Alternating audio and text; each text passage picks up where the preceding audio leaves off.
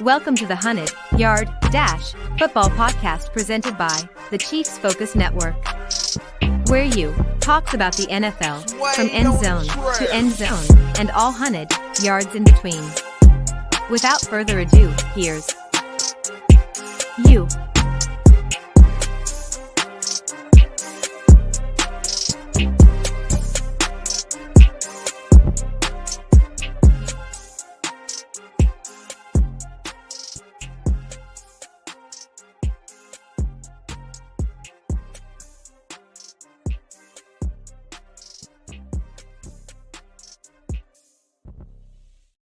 Is the letter, not the word. I am you. You!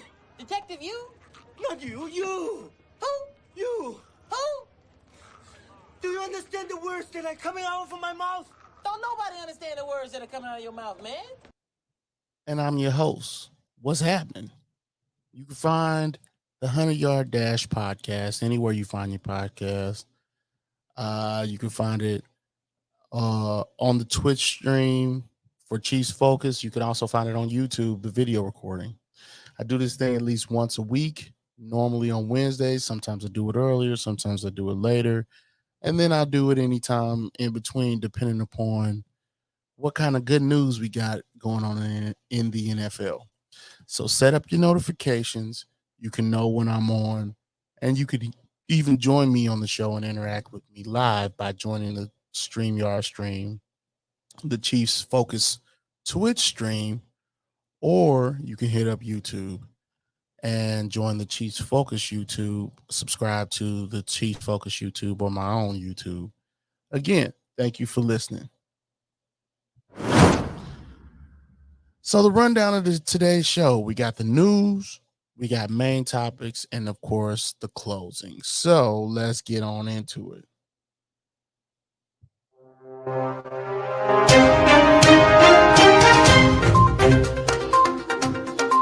In the news today, we got holdouts and we got a restructure. See, tomorrow is the first game of the season. So football is here and it's here to stay, right? For quite a while. We got actual football, not just football news, but actual football. So let's talk about some holdouts. We got Chris Jones, we got Nick Bosa, and we got Brian Burns all holding out in some sort of way. They're all in the last year of their deal. Chris Jones is in the last year of his deal where he's scheduled to earn $20 million or something similar to that, somewhere around there. Nick Bosa is on the last year of his rookie deal, and he wants a new deal. Brian Burns is ready to get a new deal as well.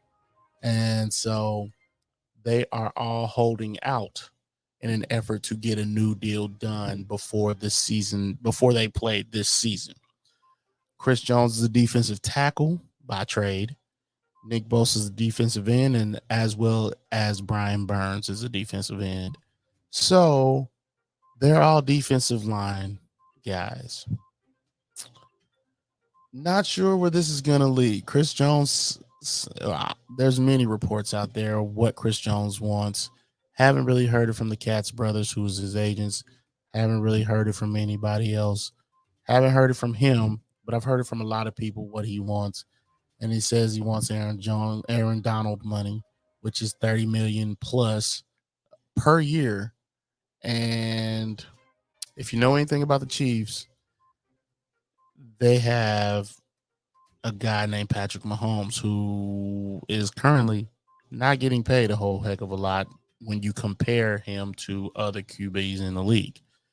So the motto for the Chiefs have been more to take a little bit less, take 70 cents on the dollar in an effort to stay here and try to win championships. Chris Jones seems like he wants a little bit more.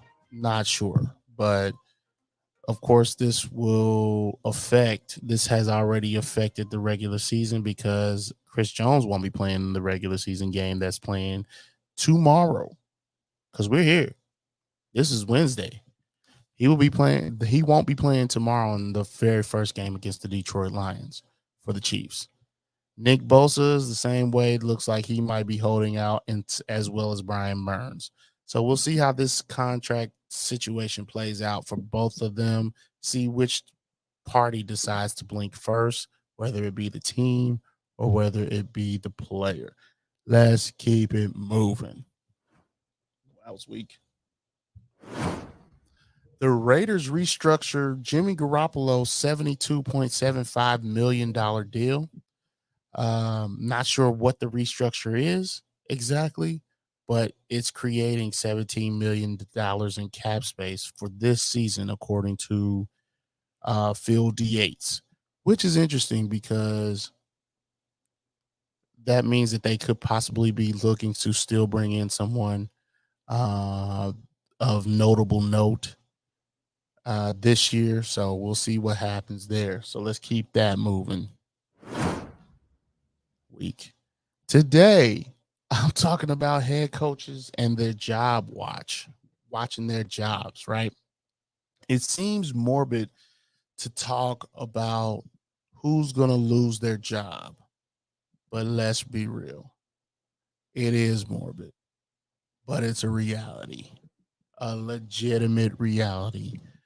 It's just another reality of the situation is that NFL head coaches also have fully guaranteed contracts. So while they might get fired, they still get their money. While players might not get all their money, NFL coaches get all their money. So that's one of the things that helps, but it still sucks to lose your job. But another thing that can help is the fact that NFL head coaches tend to get other jobs in the NFL of lesser status, as it were, like Nathaniel Hackett last year, who was the head coach for the Denver Broncos and then ended up going to New York after being fired from the Denver Broncos, ended up being the offensive coordinator with the New York Jets. Might be even getting another shot. Who knows? I'm not sure. We'll see, but I'm not sure. So, of course, losing isn't the only thing that can make these NFL coaches lose their jobs. See John Gruden, and if you know, you know. But in the NFL, low performance tends to be the main catalyst to make you lose your job.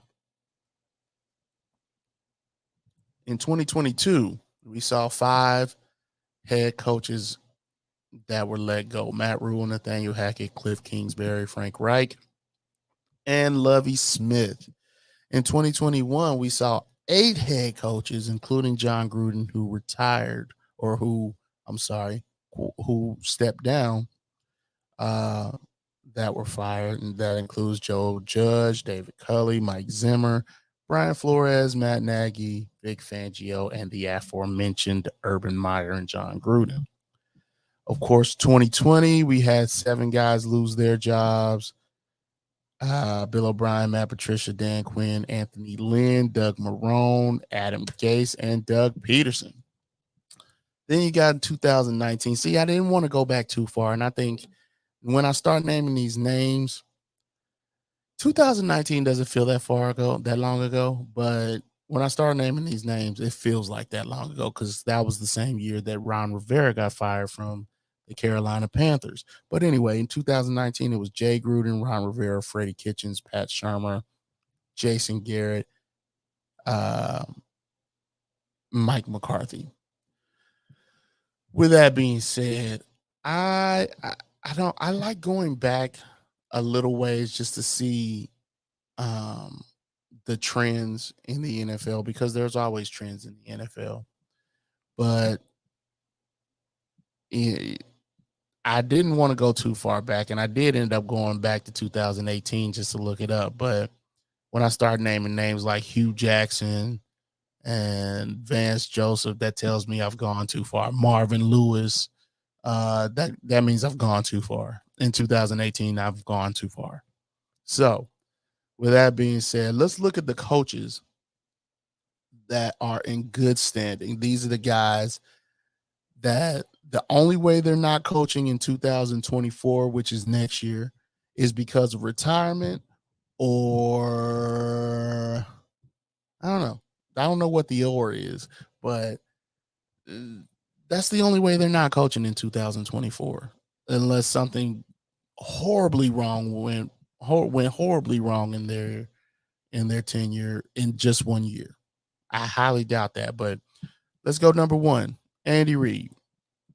The Chiefs, he just coming two-time Super Bowl champion Andy Reid. Let's make sure you put some respect on that name. So he's out the window. John Harbaugh with the Ravens, perennial playoff team.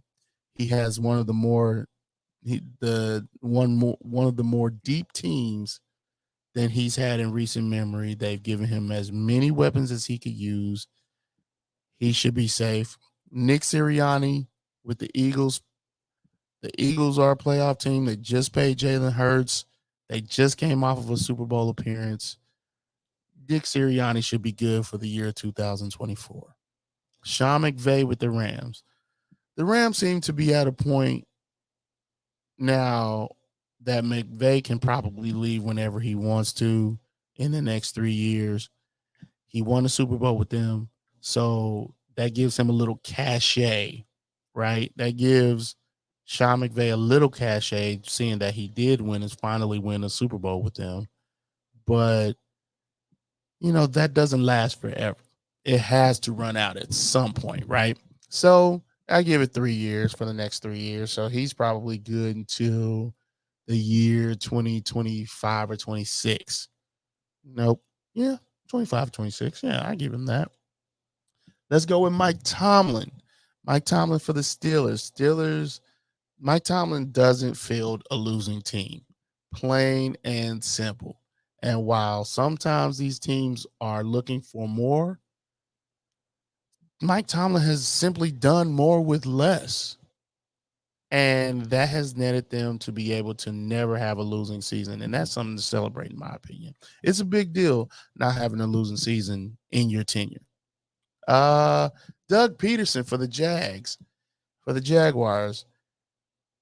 He fixed somebody else's mess. Let's get that clear. Urban Meyer's mess was pretty bad, but he fixed it in 1 year and was able to win his division, the AFC South. That's a big deal. Made them AFC South division winners the very next year. So Doug Peterson's safe.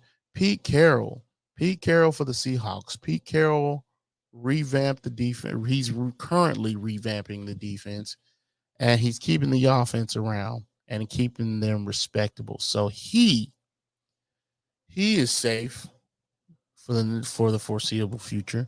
Zach Taylor with the Bengals. I feel as though he is safe. I didn't believe in Zach Taylor before, but 2 straight AFC championship game appearances is not a fluke. It just isn't. So therefore, I believe he has some level of safety with his camp. Brian Daboll with the Giants. Brian Daboll has taken this team to respectability. Period. Daniel Jones had his best year with Brian Daboll as his head coach, and even got him a new contract. So I don't believe Brian Daboll will be going anywhere for the next 2 years, at least. So he should be safe. Let's go with Kevin O'Connell from the Vikings. He took the Vikings offense into the top 10. And sometimes, now, the Vikings offense was like top 15 last year. Not last year, but 2022 with Mike Zimmer. But sometimes taking that next step, getting into the top 10, can prove to be a little bit difficult. But here Kevin O'Connell is. He came in, he elevated Kirk Cousins, and he won the division. He got that offense into a top 10 status, which is nothing to sneeze at. Absolutely nothing to sneeze at. They won the division that the Packers had a hold on, and the Vikings haven't won it since 2017. So Kevin O'Connell, safe. And let's go. I got two more. We got Dan Campbell with the Lions. The Lions seem to be happy with the direction they're going with Dan Campbell. They didn't make the playoffs last year, but they had a winning record and they celebrated that, which they should. Which they should. Let's get that straight. They should celebrate whatever they can celebrate, especially as the Lions organization, because they haven't been good. But they barely missed the playoffs last year, but they had a winning record. That is something to celebrate. Also, with Aaron Rodgers out of the division, there is a legit hope that the Raiders can make the playoffs now. Legitimately. So we'll see what happens, but I think Dan Campbell is safe for now. Matt LaFleur with the Packers is my last one. Now, I have my little doubts about Matt LaFleur. I don't know really. I really don't know if he's a good coach. When you have Aaron Rodgers as your head, as your quarterback, a coach of the defense, the coach of the offense, really, I don't know how much head coaching matters, or I don't know how much head coaching you really have to do with a guy like that. But we will see. 2023, we will see how good of a coach Matt LaFleur is. But either way, I still think he's there for the next at least 2 years, 2 to 3 years. So these are the safe guys. And just as a recap, they're good standing, they're secure. Andy Reid, John Harbaugh, Nick Sirianni, Sean McVay, Mike Tomlin, Doug Peterson, Pete Carroll, Zach Taylor, Brian Daboll, Kevin O'Connell, Dan Campbell, and Matt LaFleur. If you got any problems with that, tweet me, hit me up on Facebook. Tweet me at IMUNKC on Twitter, or I'm sorry, X me, I guess. That's what we're calling it these days. Oh, my goodness. But let's move on to our next tier. They're only in good standing because they just got hired. Okay, I had to put that in a separate column of its own. They just got hired. They haven't even had a full year on the job yet.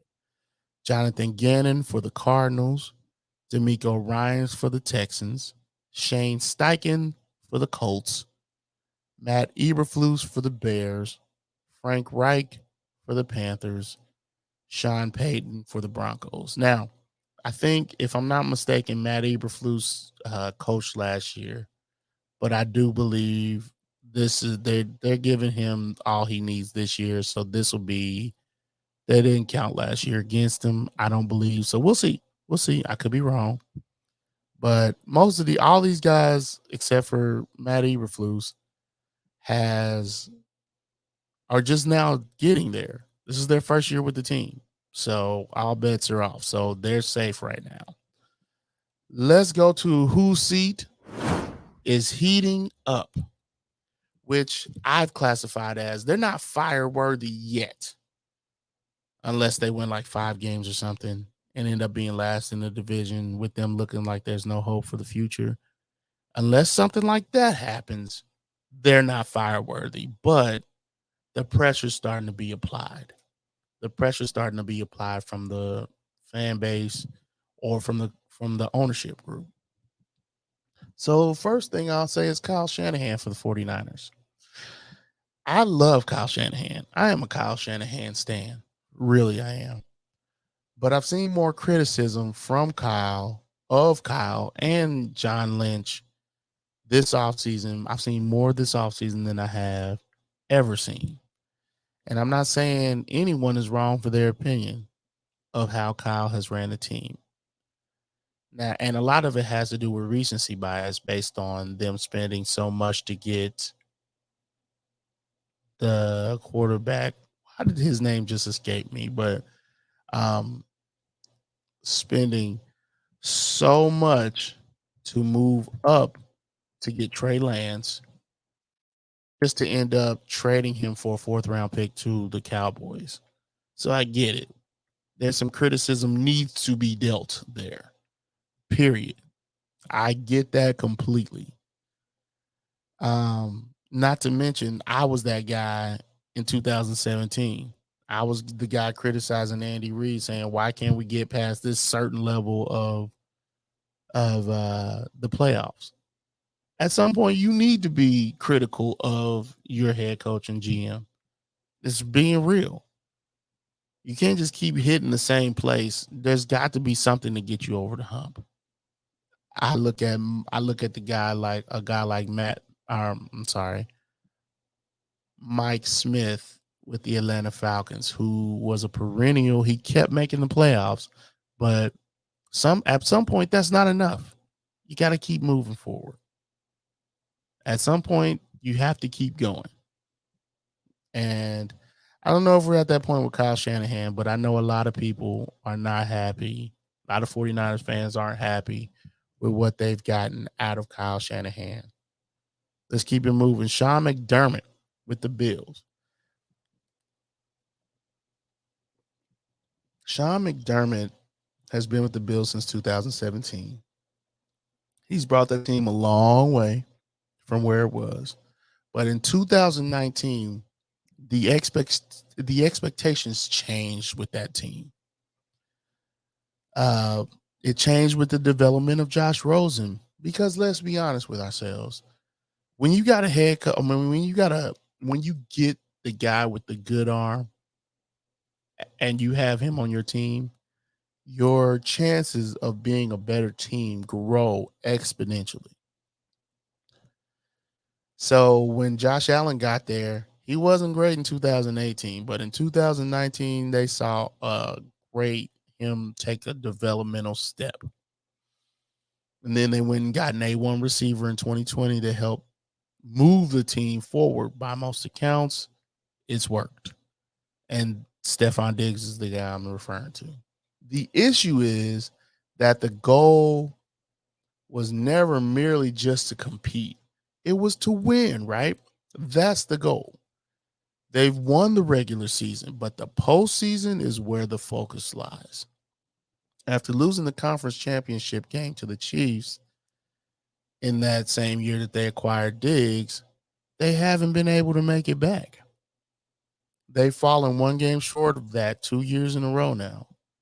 They tried to do things that get them over the hump, like picking up Von Miller. And at some point, I figure you got to look at yourself. You got to stop looking at the personnel you have on the field and start looking elsewhere. And the head coach is where I'm looking. Because by the by, he is handling defense this year. And I think he handled it last year as well, because him and Leslie Frazier separated ways. So this is kind of like a Mike Smith thing that I mentioned earlier, where you keep making the playoffs, but you're a perennial playoff team, but you got to find a way to get over that hump.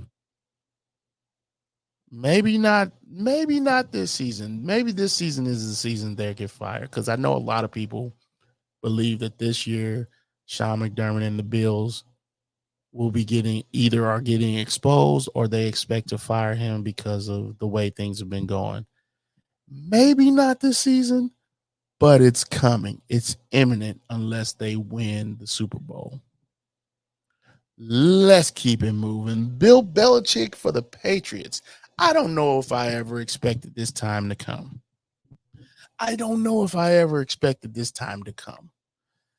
There have been rumors about Bill Belichick's job and him being on the hot seat. I'm sure Robert Kraft thought he was doing the right thing by choosing Belichick over Tom Brady. Tom Brady showed him otherwise by winning another Super Bowl with a different team. That's not even the big deal. The big deal is where Bill Belichick is struggling to make the playoffs. He didn't make the playoffs last year. And we hail Bill Belichick as this great head coach, which by all accounts he is. He's 6 Super Bowl titles should tell you nothing less than that. But it's a little bit different. It's a little bit different when your expectations are a Super Bowl and you fall short of that every year. Again, let's the seat is heating up. This is the group that the seat is heating up. They're not on the hot seat quite yet. They may be after the season or sometime during the season, but as of right now, they're starting to feel a little heat, a little pressure. So let's keep it moving. Robert Saleh with the Jets. My dad always used to tell me when I was younger, to whom much is given, much is required, right? Trading for an Aaron Rodgers and his contract after spending a second round pick on Zach Wilson is a lot. So if I'm giving you a lot, guess what I'm expecting? That's right. You got it. A lot. Not only that, but they went and got all of Aaron Rodgers' guys to help him. I'm giving you a lot. With giving you a lot comes great expectancy. He's been Robert Saleh's been the head coach since 2021. He's going into his third year, which normally the third year is the make or break year. This is the year you expect major results, or it might be time to move on. I don't think he's on the hot seat necessarily because it might take more than 1 year to fully develop the game plan around Aaron Rodgers. And guys like Aaron Rodgers need consistency. But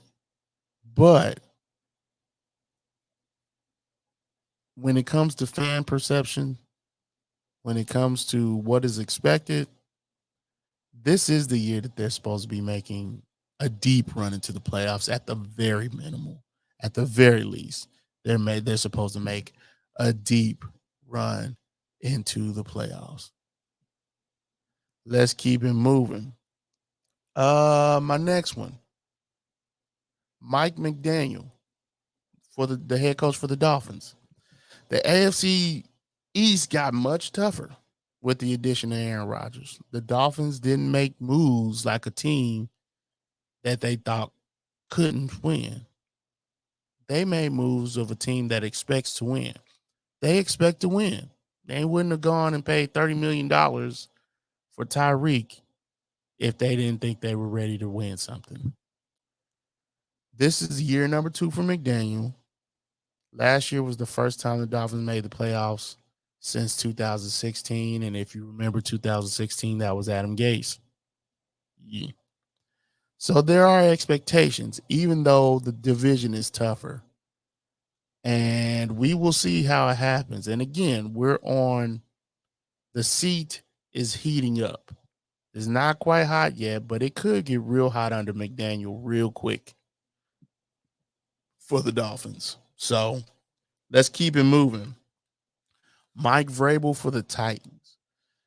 Do I know Mike Vrabel? I actually think is a really good head coach, but he saw the AFC South division and another playoff appearance get snatched away from him at the last game of the regular season in 2022.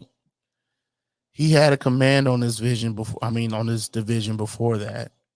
He won back-to-back AFC South titles. And then the year before that, he took the Tennessee Titans to the AFC Championship game. But last season, Doug Peterson won it, beating out the Titans in Week 18. So the seat's got to be heating up at some point. If they lose the division again this year, expect the seat to really be hot for Mike Vrabel. Last but not least, in the seat is heating up place is Josh McDaniels for the Raiders. Josh McDaniels should be on the hot seat category, but I put him on the seat is heating up just mainly because he's only been with the Raiders 1 year. And I do believe, I don't know if I've said it yet, but I do believe it takes 3 years to fully implement a head coach and their game plan and fully get it into effect. I really believe it takes a minimum of 3 years. That doesn't mean that you get 3 years to do it, but it definitely means that for your plan to fully go into effect, it takes 3 years. And it doesn't mean that's a good plan. It doesn't mean your plan is actually good. It just takes 3 years to develop. That's all I'm saying. But Josh McDaniels, this is his second year. He just finished the first, and he finished third in the division.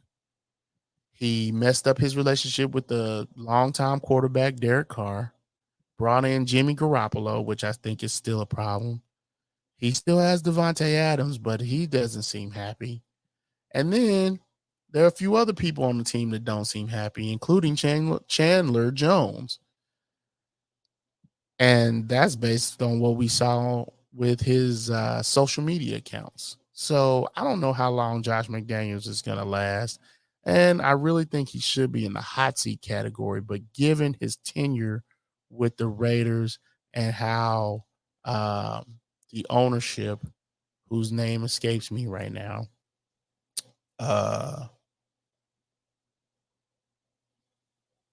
Davis, can't remember his first name, with the way he's set up and how he's not really a fan of, he can't pay a bunch of people for time that they're not going to be there.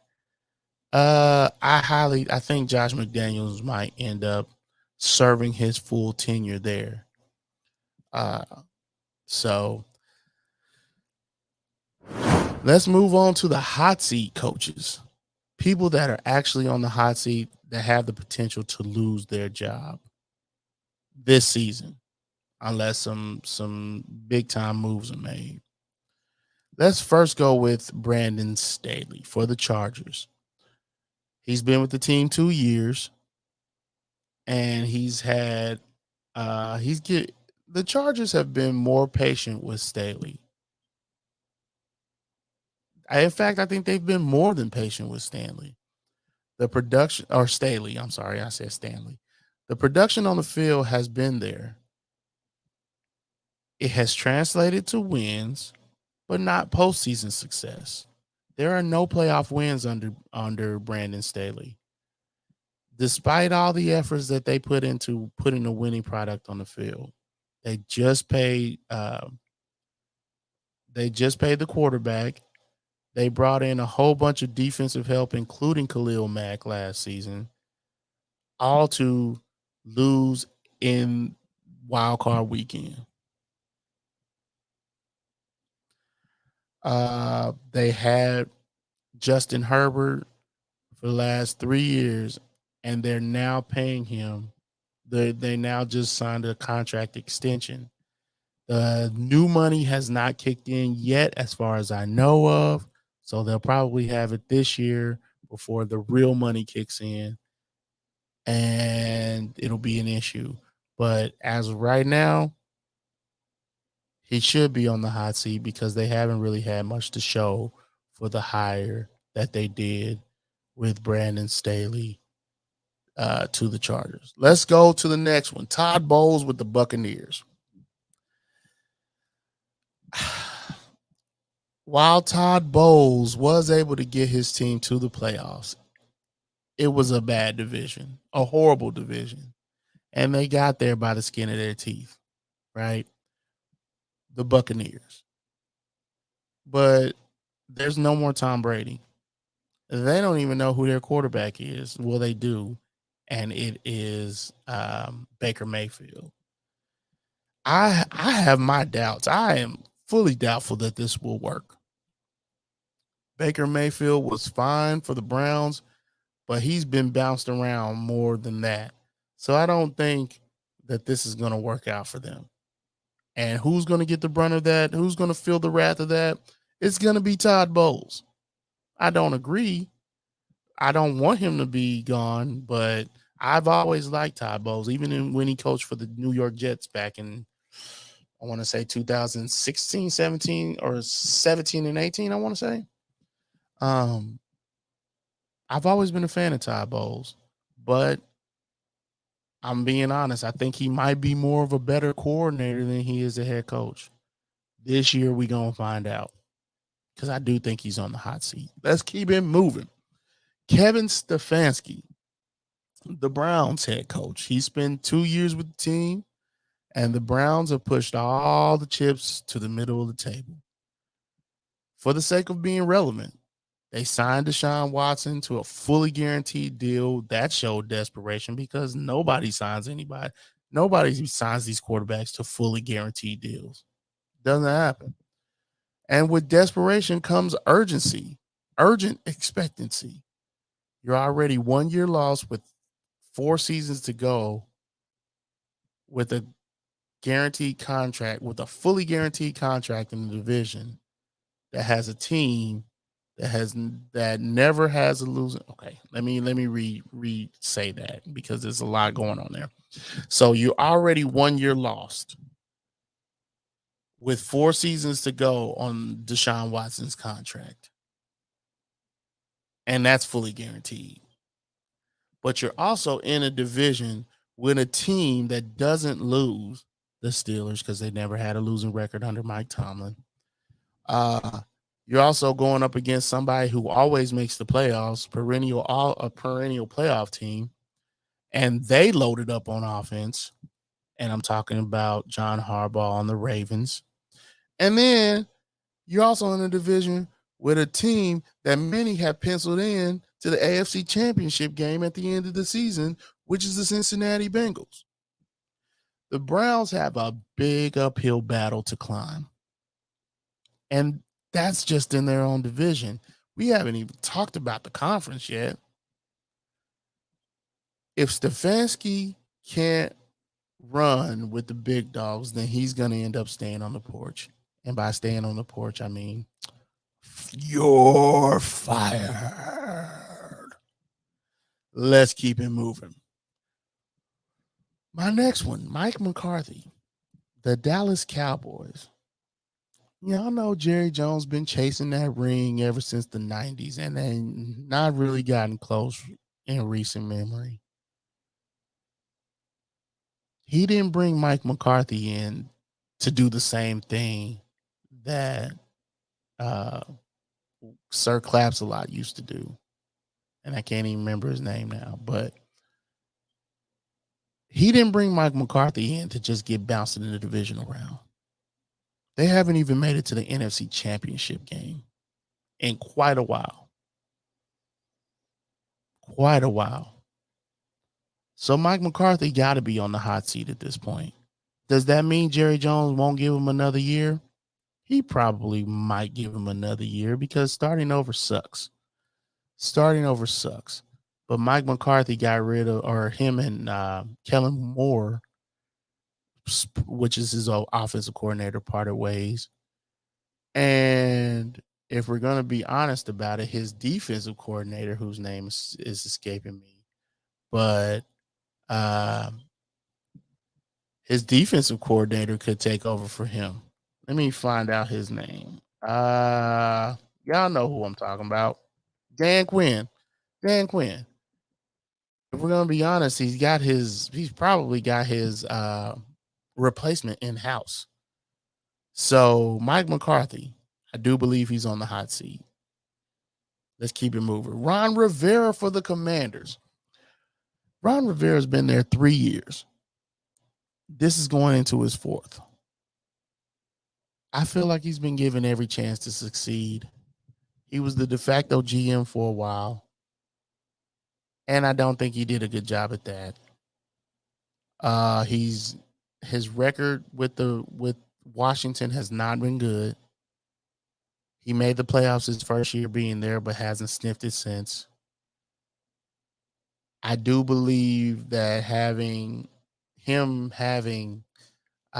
Bieniemy as his offensive coordinator is going to change a lot of things. But for Ron Rivera, if I'm the owner, I'd get rid of him because I don't see the redeeming quality of him staying there. I really don't. Like, the team has been in regression as far as their play on the field. It was fine the first year, but it just progressively gotten worse. And I'm trying to understand what makes Ron Rivera such a great head coach. I used to like him, but he didn't even know Sam Howell was as good as he was. And you can look that up. You can go look that up. He didn't know Sam Howell was as good as he was. But you the head coach. Anyway, we keep that moving. Let's go with Dennis Allen. Dennis Allen for the Saints. He's in his second year, or he's had 2 years on the job. He's entering into his third. He's in a division that's easily winnable now. So he's on the hot seat if he can't win his division this year. Because we're talking about going up against Frank Reich and Anthony Richardson in Carolina, Todd Bowles in the Bucks. Come on now. And then Desmond Ridder and Arthur Smith, who I'm going to talk about next. Who's the next guy on my list? But we're talking about those two dudes. Dennis Allen has no playoff appearances. He has all the guys that he's been wanting over the past few years. He has the better QB in the division this year. He finally has a QB in Derek Carr. It's a weak division. It's time to see some results, bro. It's time to see some results. Dennis Allen with the Saints, hot seat. Last but not least, Arthur Smith, head coach for the Falcons. He's been there 2 years. He has no playoff appearances. He has the guy that he wants currently in place, which is Desmond Ridder. He's got to develop Ridder, so it's not just about making the playoffs this year for him. He has to develop the rookie, Desmond Ridder. It's a weak division, of course. Do I need to name him again? Okay, let's name him again. Anthony Richardson and Frank Reich down there in Carolina. The Bucks and Todd Bowles. The Saints and Derek Carr. Yeah, I'd expect them to win the division, but it's still a weak division. This is a weak division. It is time to see some results. And I give you 3 years, and he is in his third year. That's mainly the reason I have him on the hot seat. Arthur Smith, is time to, as they say, piss or get off the pot. And that's all 32 teams. That's all 32 head coaches. So you got the coaches in good standing: Andy Reid, John Harbaugh, Nick Sirianni, Sean McVay, Mike Tomlin, Doug Peterson, Pete Carroll, Zach Taylor, Brian Daboll, Kevin O'Connell, Dan Campbell, and Matt LaFleur. The ones that are in good standing just because they just got hired: Jonathan Gannon, D'Amico Ryan, Shane Steichen, Matt Eberflus, Frank Reich, and Sean Payton. The seat is heating up under Kyle Shanahan, Sean McDermott, Bill Belichick, Robert Saleh, Mike McDaniel, Mike Vrabel, and Josh McDaniels.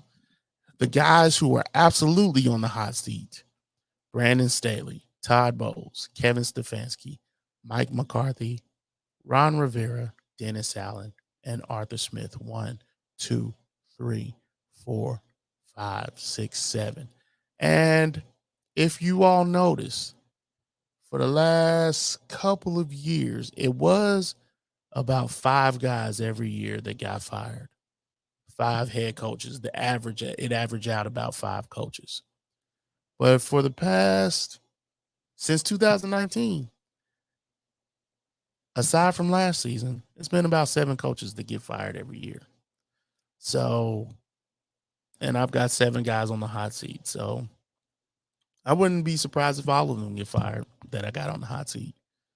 But keep a lookout, because that means some new hires will be coming in, or some of the deck will be shuffled. And at some point, I expect to get to at some point this year, I want to look at head coaching candidates for the 2024 season.